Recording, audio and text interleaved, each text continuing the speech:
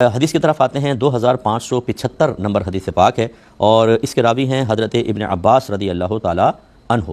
تو حضرت ابن عباس کی خالہ حضرت ام حفید نے نبی کریم صلی اللہ علیہ وسلم کی خدمت میں پنیر، گھی اور گوہ کو پیش کیا۔ گوہ جو ہوتی ہے بڑی چھپکلی، جو لیزرڈ بڑی کہلاتی ہے، بھاگتی ہے، اس کا مذکر شاید گوہرا کہلاتا ہے، کافی لمبی ہوتی ہے، وہ گوہ پیش کی۔ نبی کریم صلی اللہ علیہ وسلم نے پنیر اور گھی کو کھا لیا اور گوہ سے گھن کرتے ہوئے، یعنی ناپسند کرتے ہوئے اس کو چھوڑ دیا۔ حضرت ابن عباس رضی اللہ تعالی عنہ کہتے ہیں کہ پس گوہ رسول اللہ صلی اللہ علیہ وسلم پر کے دسترخوان پر کھائی گئی ہے، اگر وہ حرام ہوتی تو نبی کریم صلی اللہ علیہ وسلم کے دسترخوان پر نہ کھائی جاتی۔ تو اس کا مطلب یہ ہوا کہ گوہ کا سرکار کی طرف سے ناپسند ہونا یہ بھی ثابت ہے، اور ابن عباس گواہی دے رہے ہیں کہ صحابہ نے سرکار کے سامنے گوہ کھائی ہے۔ تو پھر کیا حکم ہے، اس پر تھوڑا سا میں جو اکابرین کی تحقیق ہے وہ آپ کی خدمت میں ذکر کرتا ہوں۔ حضرت ابن البطال مالکی قرطبی جو ہیں، یہ سن 1449 ہجری کے بزرگ ہیں، وہ اپنی بخاری کی شرح میں لکھتے ہیں کہ امام مالک نے روایت کیا ہے کہ نبی کریم صلی اللہ علیہ وسلم نے حضرت ام المومنین میمونہ کے گھر میں حضرت ابن عباس اور حضرت خالد بن ولید کو گوہ کھانے کا حکم دیا، یعنی اجازت دی۔ ان دونوں نے پوچھا، یا رسول اللہ آپ کیوں نہیں کھاتے؟ آپ نے فرمایا کہ میرے پاس اللہ تعالیٰ کے فرشتے حاضر ہوتے ہیں جن سے میں مناجات کرتا ہوں، بات کرتا ہوں، اور گوہ کی بو بہت ثقیل ناگوار ہوتی ہے، اس لیے آپ نے گوہ سے گھن کی وجہ سے، اس وجہ سے کہ فرشتوں کو اس کی بو سے اذیت پہنچے گی، اسے کھانا ناپسند کیا۔ تو دیکھیں، اس کا مطلب ہے کہ سرکار نے خود تناول نہیں فرمائی لیکن اجازت مرحمت فرمائی، یہ بعض روایات میں ایسا ہے۔ اب اس کے متعلق مختلف مذاہب ہیں جو فقہا کے ہیں، چنانچہ جو حنبلی حضرات ہیں وہ یہ کہتے ہیں کہ اکثر اہل علم کے نزدیک گوہ کا کھانا مباح ہے، یعنی نہ گناہ نہ ثواب۔ ان میں حضرت عمر بن خطاب، حضرت ابن عباس، حضرت ابو سعید اور دیگر نبی کریم صلی اللہ علیہ وسلم کے اصحاب ہیں۔ حضرت ابو سعید نے کہا کہ ہمیں سیدنا محمد صلی اللہ علیہ وسلم کے اصحاب کو اگر کوئی شخص گوہ ہدیہ میں دیتا تو وہ اس کے نزدیک ایک مرغی سے زیادہ پسندیدہ تھی۔ حضرت عمر نے فرمایا اگر مجھے ہر گوہ کے ہدیے میں کے بدلے میں فربا مرغی ملتی تو میں یہ چاہتا کہ مجھے ہر سوراخ میں گوہ مل جاتی۔ امام مالک، امام شافعی، لیث اور ابن المنذر کا بھی یہی قول ہے،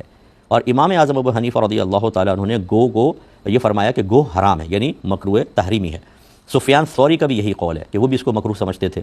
حضرت عبد الرحمن بن شول بیان کرتے ہیں کہ سرکار نے گو کھانے سے منع فرمایا ہے، یہ ابو داؤد کی روایت ہے، یعنی اب یہ امام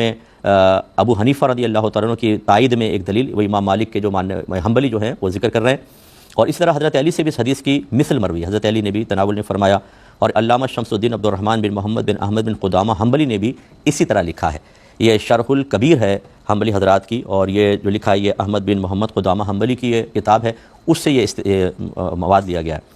حضرت ابو الحسن علی بن ابو بکر مغرنانی حنفی یہ لکھتے ہیں کہ بجو، گو، کچھوا اور تمام حشرات الارض، یعنی زمین پہ چلنے والے، رینگنے والے کیڑے مکوڑے، ان کا کھانا مکروہ تحریمی ہے۔ رہی گوہ تو اس کی کراہت کی یہ وجہ ہے کہ جب حضرت عائشہ صدیقہ رضی اللہ تعالی عنہا سے گوہ کھانے کے متعلق پوچھا تو آپ نے منع فرمایا، اور یہ حدیث امام شافعی کے خلاف حجت ہے جو گوہ کے کھانے کو مباح کہتے ہیں، یہ ہدایہ کے اندر لکھا ہوا ہے۔ اب دیگر احناف کے دلائل اس کے اوپر دیکھیں۔ حضرت حافظ شہاب الدین احمد بن حجر العسقلانی نے اس کی ممانعت پر حسب ذیل احادیث ذکر کی ہیں۔ حضرت خزیمہ بن جز رضی اللہ تعالیٰ عنہ بیان کرتے ہیں کہ میں نے رسول اللہ صلی اللہ علیہ وسلم سے گوہ کے کھانے کے متعلق سوال کیا تو آپ نے فرمایا کیا کوئی گوہ کھائے گا، یعنی سوالیہ طور پہ، یعنی کراہت سے فرمایا کہ گوہ کھائے گا کوئی۔ اس حدیث کو امام ترمذی نے روایت کیا اور اس کو ضعیف کہا ہے، اور امام ابن ماجہ نے اس حدیث کو ان الفاظ کے ساتھ روایت کیا ہے کہ گوہ کو کون کھائے گا، اور امام احمد، اسحاق، امام ابو یعلا نے روایت کیا ہے کہ سعید بن مسیب سے گوہ کے کھانے کے متعلق سوال کیا گیا تو انہوں نے فرمایا اس کا کھانا حلال نہیں ہے۔ صاحب ہدایہ نے حضرت عائشہ کی جو حدیث ذکر کی ہے، یہ کہتے ہیں ابن حجر العسقلانی، وہ مجھے نہیں ملی۔ ہاں، امام ابو داؤد نے حضرت عبد الرحمن بن شول کی حدیث ذکر کی ہے کہ سرکار نے گوہ کے کھانے سے منع فرمایا۔ تو یہ احناف کے نزدیک گوہ کا کھانا مکروہ تحریمی کے درجے تک ہے۔ امام ابو جعفر احمد بن محمد طحاوی یہ لکھتے ہیں کہ امام اعظم ابو حنیفہ، امام ابو یوسف، امام محمد، یا امام اعظم تو استاد ہیں اور باقی دو شاگرد ہیں، ان سب نے کہا کہ گوہ کا کھانا مکروہ تحریمی ہے، یعنی حرام کے نزدیک ہے، اور انہوں نے اس حدیث سے استدلال کیا کہ سیدہ عائشہ بیان کرتی ہیں کہ نبی کریم کو گوہ ہدیہ کی گئی تو آپ نے اس کو نہیں کھایا، پھر ایک سائل آیا تو سیدہ عائشہ صدیقہ رضی اللہ تعالی عنہا نے اس کو وہ گوہ دینے کا ارادہ کیا تو سرکار نے ان سے فرمایا کیا تم اس کو وہ چیز دے رہی ہو جس کو تم خود نہیں کھاتی،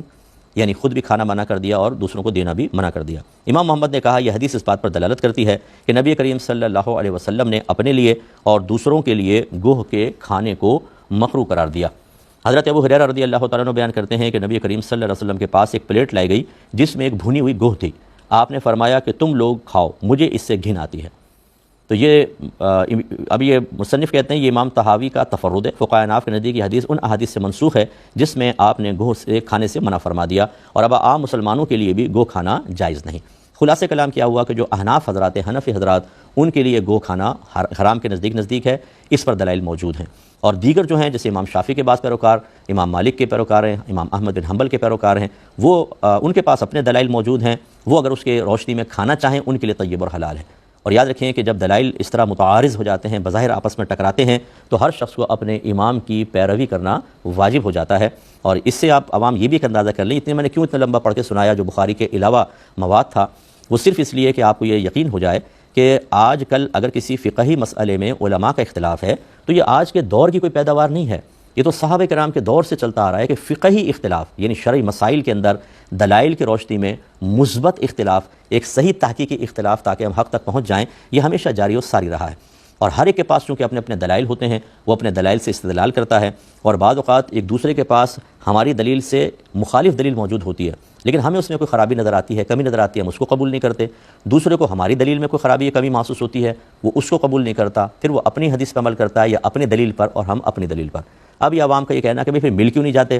یہ آپ چھوڑ دیں، پھر یہ تو پھر اعتراض صحابہ کرام پر ہوگا کہ وہ مل کیوں نہیں گئے۔ کئی مسائل پر صحابہ بھی خود آپ نے سنا، حضرت علی ایک طرف ہیں، دیگر حضرت عمر فاروق اس مسئلے میں ایک طرف ہیں، تو یہ ہوتا ہے، ہمیشہ ایسا ہوتا رہا ہے، جس کو جو دلیل حاصل ہوتی ہے وہ اس کو قوی سمجھتا ہے تو وہ دوسرے کی دلیل سے پھر استدلال نہیں کرتا ہے۔ یہ علمی باتیں ہیں لیکن نفسانی باتیں نہیں ہیں، کوئی خواہشات کے تابع ہو کر یہ باتیں نہیں ہیں، اپنے پاس سے من گھڑت باتیں نہیں ہیں۔ یہ صحابہ کرام تو نبی کریم کے صحبت یافتہ تھے، تو جب دلائل متعارض ہو جاتے ہیں تو جس کو جو دلیل قوی محسوس ہوتی ہے، متعارض کا مطلب ایک دوسرے سے بظاہر ٹکرا جاتے ہیں، تو پھر جس کو جو دلیل قوی محسوس ہوتی ہے وہ اسی پر چلتا ہے، دوسری دلیل کی طرف نہیں جاتا، اور کوئی کسی پر اعتراض نہیں کرتا۔ اس زمانے میں جب صحابہ کرام میں اتحاد تھا، اتفاق تھا، اور سب سے زیادہ مطلوب تھا میرے خیال میں اس زمانے کے اندر، کیونکہ وہ شروع دور تھا، اس میں اتحاد و اتفاق بہت ضروری تھا، لیکن کسی بھی صحابی کو آپ نہیں دیکھیں گے کہ وہ انہوں نے فقہی مسئلے کو بنیاد بنا کر دوسرے سے ناراض ہو گئے ہوں کہ تم میرا مسئلہ کیوں نہیں مان رہے، میری دلیل کیوں نہیں مان رہے، انہوں نے ان کو کہا ہو اور لڑائی جھگڑا ہو گیا ہو۔ ایسا نہیں ہوتا، اختلاف آخر تک قائم رہے، فقہی اختلاف کی بات کر رہا ہوں، لیکن کسی نے کسی کو برا نہیں کہا، ٹھیک ہے آپ اپنی دلیل پہ عمل کریں، میرے نزدیک یہ دلیل ہے، میں اس پہ عمل کر رہا ہوں۔ عوام الناس سے گزارش ہے کہ آپ بھی مطلب یہ جو آج کل سوشل میڈیا پر مختلف چیزیں دیکھ کر آپ فوراً ذہنی طور پہ قبول کر کے، چونکہ اکابرین کا طرز عمل آپ کے پیش نظر ہی نہیں ہوتا، آپ کو یہ چیز ایسی محسوس ہوتی ہے جو آپ کو کلک کرتی ہے ذہن کے اندر، آپ کا دل اس کو فوراً قبول کر لیتا ہے، لیکن وہ دل اور وہ آپ کا ذہن جو شرعی دلائل سے خالی ہے، لہٰذا فوراً عقلی طور پہ کہتے ہیں بہت ٹھیک بات کر رہا، اس کو قبول کر لیتے ہیں، اور آپ کو پتہ بھی نہیں چلتا کہ آپ کا اب اس پر کمنٹس پاس کرنا، اظہار ناراضگی کرنا، یہ صحابہ کرام کو بعض اوقات برا بھلا کہنا ثابت ہو جاتا ہے، کیونکہ انہوں نے اختلاف رکھا ہے، فقہ اختلاف۔ اس لیے جتنے میرے بہن بھائی دیکھ رہے ہیں، اگر کوشش کریں میرے اس پروگرام کو دوسروں کو دکھائیں، شاید کچھ سمجھ میں آئے کہ اس طرح کے اختلافات چلتے رہیں، لہٰذا احناف جو ہیں وہ گوہ نہیں کھائیں گے، ان کے لیے منع ہوگا، اور دیگر جو مطلب ائمہ اربعہ، ائمہ ثلاثہ کہہ لیں، اب دوسرے لوگ ہیں وہ ان کے پیروکار کھا سکتے ہیں، اور کوئی کسی کو برا نہیں کہے گا، ٹھیک ہے آپ نے اپنی دلیل، ہمارے نزدیک اپنی دلیل۔